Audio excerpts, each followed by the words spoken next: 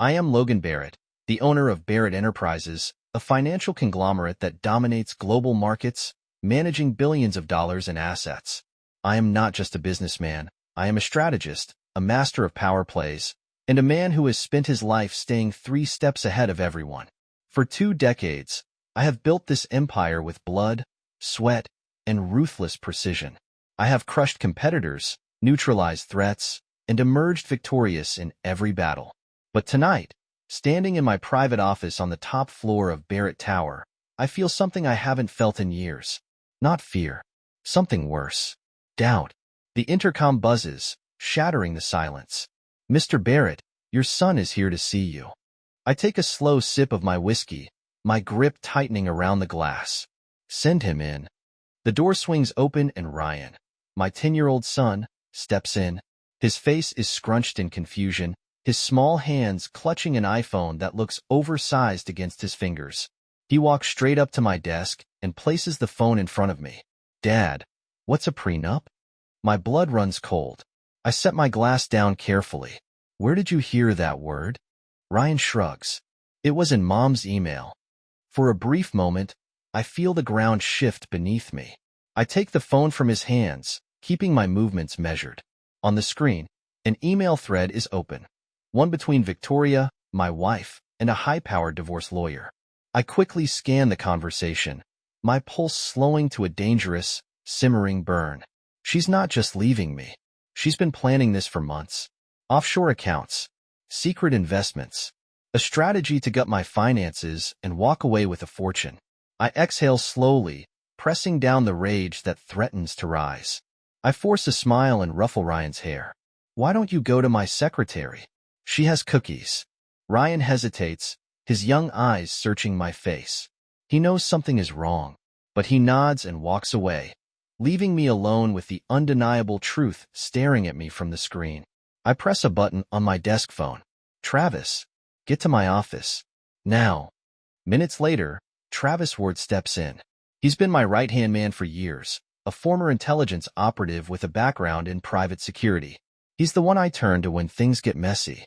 I hand him the phone without a word. Travis scans the emails, his mouth pressing into a thin line. She's been planning this for a while. I exhale sharply. I want to know everything. Every account, every lawyer, every person involved. Travis nods. "I'll dig deeper." As he leaves, I turn back to the window, my reflection staring back at me. Victoria thought she could outmaneuver me. She has no idea who she's up against. Across town, Victoria Hayes lounges in our penthouse, sipping a glass of red wine as she scrolls through her phone. A message pops up. "Jason Cole, we're good to go." Dimitri confirmed the transfer. A slow smile spreads across her lips. "Jason, my former best friend, my trusted business partner, the man who has been betraying me behind my back." Victoria types back a response. "Let's meet tomorrow. It's time to move to the next phase." She sets her phone down and leans back against the plush couch. She had spent years living in my shadow, smiling for the cameras, playing the role of the perfect wife. Now she's ready to take everything she deserves.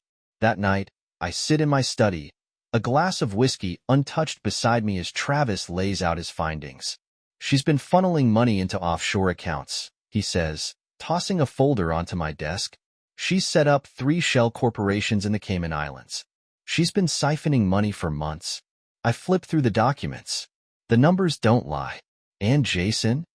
I ask, already knowing the answer. "He's in deep," Travis says. "He's been leaking company secrets to Dmitry Sokolov."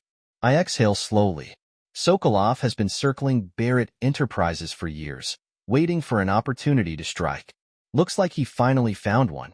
A humorless chuckle escapes my lips. "They think they're ahead of me." Travis raises an eyebrow. "Aren't they?" I stand, finishing my whiskey in one long sip.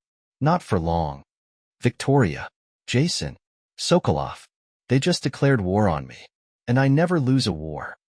I don't react to threats. I eliminate them. As I sit in my office, the city skyline stretching before me, I think about Victoria and Jason, 2 people who had the audacity to believe they could outmaneuver me. They think they've won already. That's their first mistake. I press the intercom. Get Travis back in here. A few minutes later, Travis Ward strides in, his expression unreadable. He drops a thick folder onto my desk. You wanted everything? Here it is. I flip it open, scanning the pages. Financial transactions, emails, surveillance reports. Victoria and Jason have been careful, but not careful enough. Travis leans against the desk. Victoria's been setting up meetings with Natalie Reed, the investigative journalist from the Tribune. I let out a low chuckle. She's trying to turn the media against me. Exactly, Travis nods. Victoria is feeding her a story, painting you as an abusive husband, a corrupt businessman.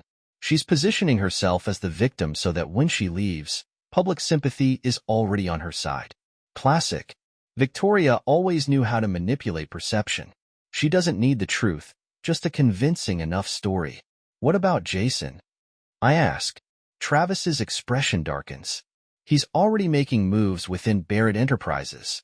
He's siphoning clients, setting up shell companies under Dmitry Sokolov's umbrella. He wants to bleed you dry before you even realize you're hemorrhaging. I grip the edge of my desk, my knuckles turning white. Jason was my closest confidant for years. I built him up, gave him power, and now he's using everything I taught him against me. But what he doesn't understand is that I don't play defense. I attack. All right, I exhale. We let them think they're winning. Let them believe I'm too arrogant to notice what's happening. Travis smirks. You're setting a trap? Exactly. I lean back, tapping my fingers against the desk. They want to ruin my reputation? Fine. We'll let them try. But we control the narrative. I stand, my mind already calculating 3 steps ahead. We hit Jason first. Quietly. Travis nods. How do you want to play it? I smile. A slow, cold smile. We remind him who taught him how to play dirty.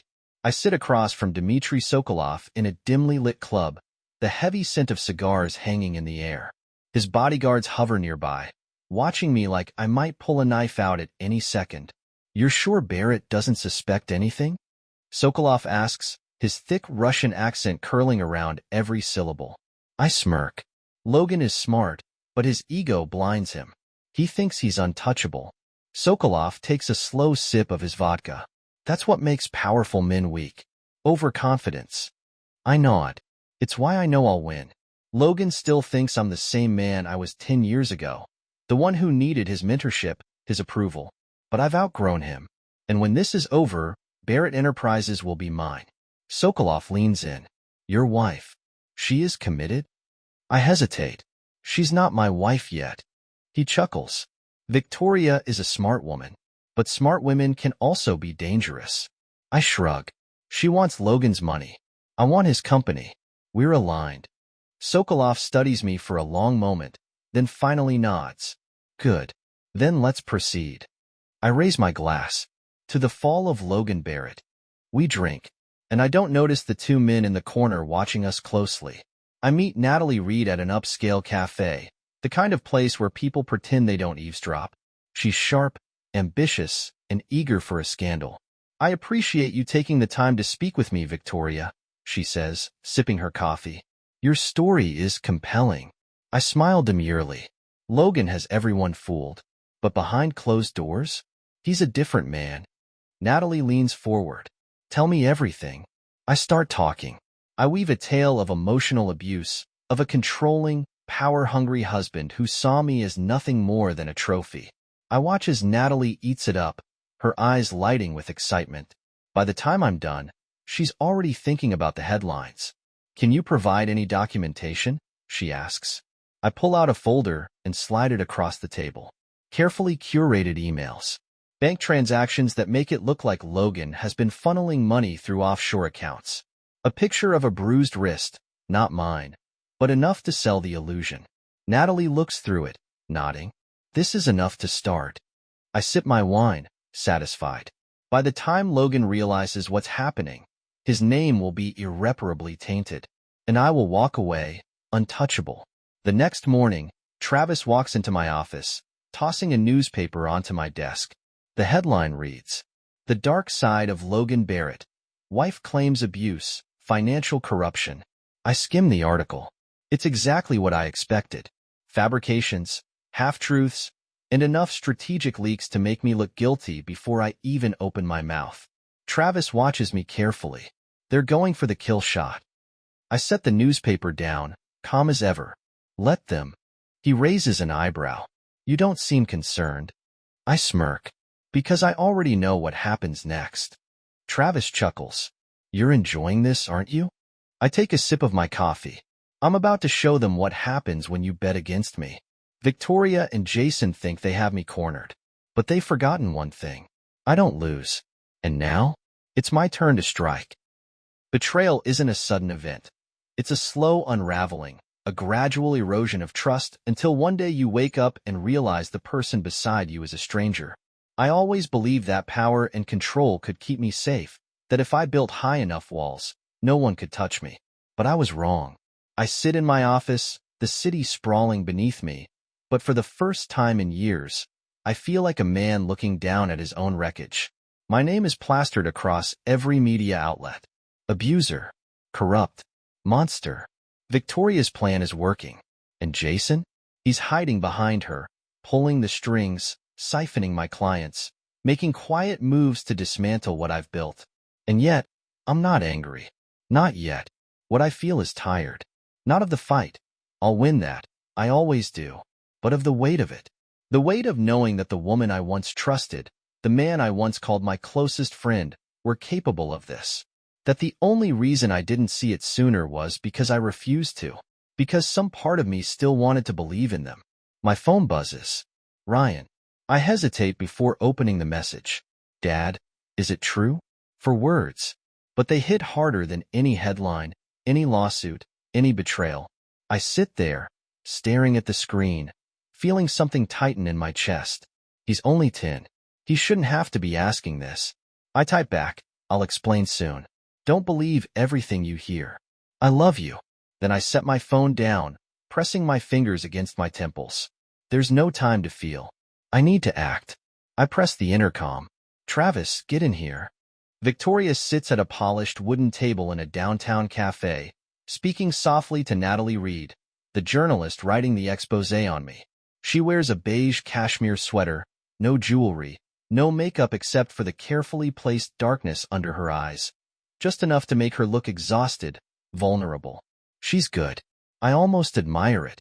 You understand, this isn't just about me, she says, voice soft but firm. It's about power.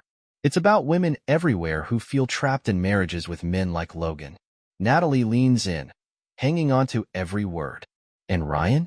Do you fear for his safety? Victoria lowers her eyes, exhales shakily. I don't want to, but I can't ignore the signs anymore. She's painting a picture, one that's already spreading like wildfire. Logan Barrett, the ruthless billionaire, the tyrant behind closed doors, the man who must be stopped. It's a good move, a powerful one, but I know something she doesn't. This is the last time she will ever control the story. Jason sits in his office, eyes darting between his laptop and his phone. He's pacing, restless. He knows I'll retaliate. He just doesn't know when or how. His phone rings. Unknown number. He hesitates before answering. Hello? Silence. Then my voice. Calm. Colder than he remembers. You really thought I wouldn't find out? Jason swallows. Logan, I cut him off. You betrayed me. His breath is shaky. This is business. No, I say measured.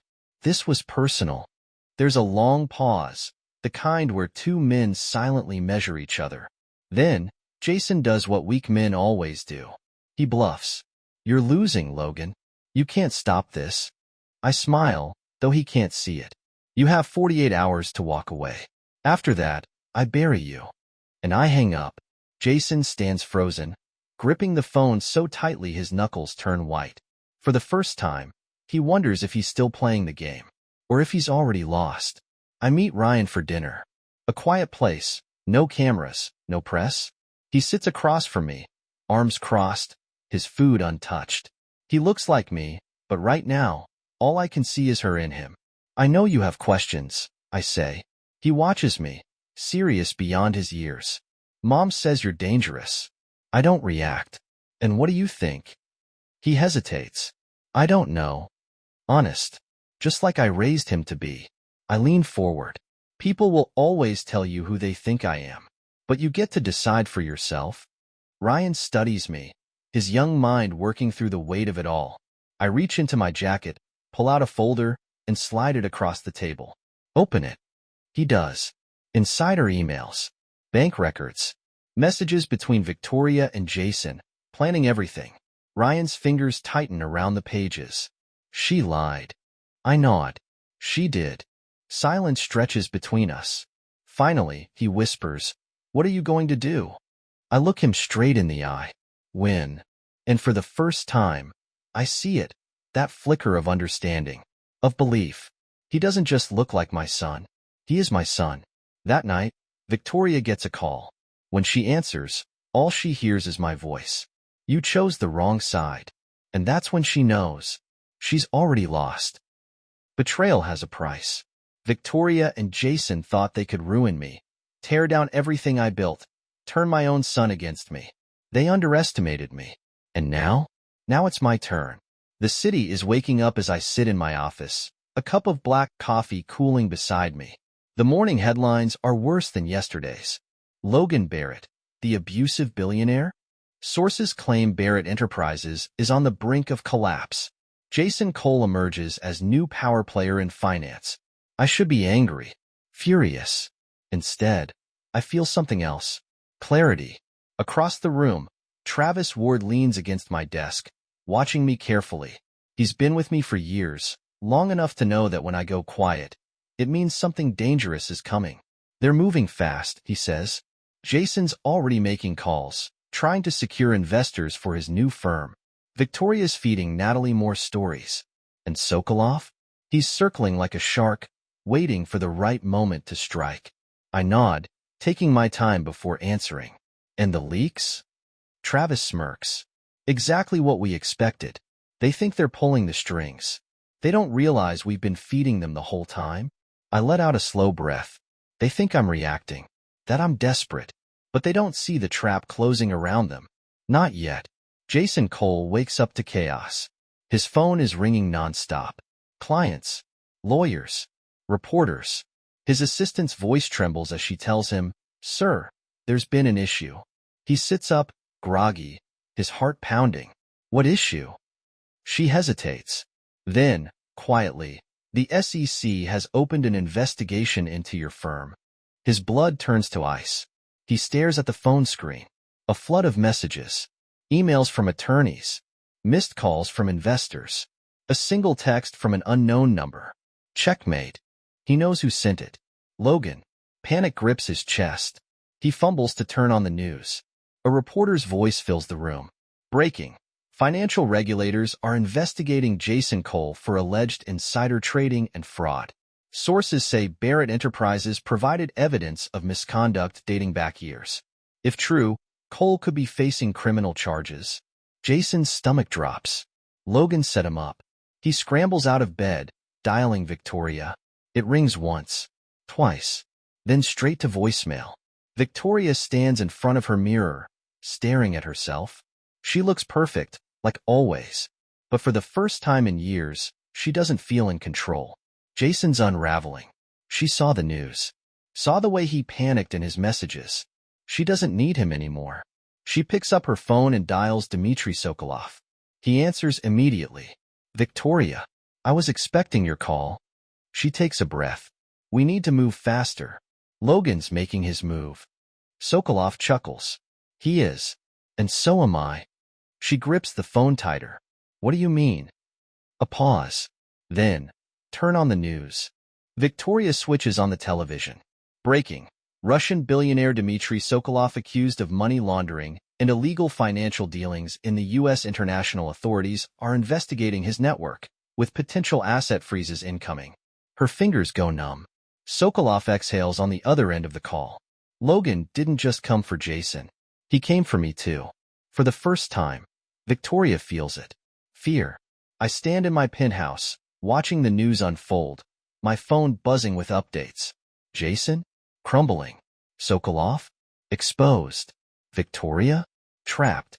Travis hands me a folder. We have enough to bury her. Offshore accounts. False charity donations. Enough to destroy her reputation completely. I take the folder but don't open it. Destroying Victoria now would be easy. Too easy. Instead, I pick up my phone and dial a familiar number. She answers on the first ring. Her voice is raw, desperate. Logan. I cut her off. Are you scared? Silence. Then, finally, a whisper. Yes. I close my eyes, letting the moment settle. Good. Then I hang up. Because this is only the beginning. Betrayal has consequences. Jason thought he could replace me. Victoria thought she could destroy me. Sokolov thought he could control me. Now they're all watching their worlds collapse. But I'm not finished yet. Jason's name is in every headline, but not in the way he imagined. Former Barrett Enterprises executive under investigation for financial crimes. Jason Cole's new firm in freefall as investors pull out. Is Jason Cole facing prison time? I imagine him right now, pacing his overpriced office, sweat beading on his forehead, scrambling to do damage control. But there's nothing left to control. My phone buzzes. Travis Ward. It's done, he says. Jason's lost everything. His accounts are frozen, his clients are gone, and his lawyers are already talking plea deals. I nod, glancing at the untouched whiskey on my desk. Good. Travis pauses. He's panicking, Logan, calling in favors, trying to salvage what's left. I smirk. Let him try. Because there's nothing left to salvage. Jason sits in his apartment, a half-empty bottle of scotch on the table. His phone vibrates again. Victoria. He stares at the name, his jaw tightening. She hasn't called in days, not since the investigation started. He picks up. You set me up, he spits. Victoria sighs. Don't be dramatic, Jason. His grip tightens on the phone. You think you're safe? Logan's coming for you too. She pauses. I can handle Logan. Jason laughs bitterly. You still don't get it, do you? He's not playing defense. He's hunting. Victoria exhales sharply. Then we need to move faster. Jason's eyes darken. There is no we, Victoria. You abandoned me the second things got hard. Silence. Then, you did this to yourself, Jason. She hangs up. Jason throws the phone across the room. For the first time, he realizes he's completely alone. Victoria sits in her luxury suite, staring out at the city skyline. She still has money, influence, a carefully crafted public image. But for the first time, she feels exposed. She picks up her phone and dials Dmitry Sokolov. He answers, his voice clipped. Victoria. We need to finish this, she says. Sokolov exhales slowly. You don't understand. This is bigger than Logan now. Victoria frowns. What are you talking about? Sokolov doesn't answer immediately. I'm leaving New York. Her heart stops. What? He sighs. The feds are closing in. If I don't get out now, I won't have the chance later. Victoria grips the phone. And what about me? A long pause. Then, you're on your own. The line goes dead. Victoria sits frozen. Her last ally just walked away. I watch from my office window as the world shifts. Jason is done. Sokolov is gone. Victoria is next. Travis enters, tossing a thick folder onto my desk. The final nail in the coffin. I flip through it. Photos. Documents. Proof of Victoria's hidden accounts, the offshore money laundering, the fraudulent charities she used as a cover. Enough to ruin her completely. I close the folder, exhaling slowly. Leak it. Travis raises an eyebrow. You sure? I nod. I warned her. She made her choice. Travis doesn't argue. He walks out, phone already in hand. I sit back in my chair, watching the city lights flicker. Victoria wanted a war. She never realized she was fighting one she could never win. The headlines explode the next morning. Victoria Hayes caught in money laundering scandal. Fraud allegations rock Victoria Hayes Foundation. Victoria Hayes, the conwoman behind the victim. I sip my coffee as I watch the media tear her apart. She spent years perfecting her image, graceful, elegant, untouchable. Now, she's nothing more than another scandal. Travis enters, a smirk on his face. You won. I nod. I always do. But even as I say it, something feels different. Because this time, I wasn't just fighting for my company. I was fighting for Ryan. Victoria's penthouse is empty. The furniture is gone. The closets are bare. She lost everything overnight. She sits on the floor, staring at the last thing she has, her phone. A single message from me. I warned you. Tears sting her eyes. She thought she could manipulate me, break me. Instead, she was the one who shattered. I pick up Ryan from school. He gets into the car, quiet, watching me. Mom called, he says. I nod. I figured. He hesitates. She's different now. I glance at him. She's lost. Ryan looks down at his hands. She said she wants to see me. I grip the steering wheel a little tighter. That's your choice, son. He watches me carefully. You wouldn't stop me? I exhale. She's still your mother. Ryan looks away, staring out the window. I don't know who she is anymore. Neither do I. For a long moment, we sit in silence. Then, are we okay now? Ryan asks quietly. I look at him, really look at him. The weight of everything we've been through settles in my chest. I place a hand on his shoulder. Yeah, we're okay. He nods. And for the first time in weeks, I see the tension leave his face. I start the car, pulling away from the school. The city looms ahead of us, still full of battles to fight. But for now, I'm just a father taking his son home. Victoria is gone. Jason is finished. Sokolov is out of the picture. But I know better than to let my guard down. The moment you think the war is over is the moment the next attack begins. I've spent my life playing this game, and I never lose. I wake up before the sun rises, sitting in the dark of my penthouse, sipping black coffee as the city slowly stirs to life. The storm has passed, but the echoes of it still linger. Ryan is asleep in the next room. Safe. For now. My phone buzzes. Travis Ward. It's over, he says. Victoria's gone underground. Jason's trying to make a deal with the feds, but he's got nothing to trade. And Sokolov? He chuckles. Last I heard, he's hiding out in Switzerland, waiting for the heat to die down. I exhale, stretching my shoulders. Good. Travis pauses. You don't sound happy. I rub a hand over my jaw, because I don't believe in clean endings. Travis knows me well enough not to argue. What's next? I stand, walking to the window. The city glows beneath me, endless and untouchable.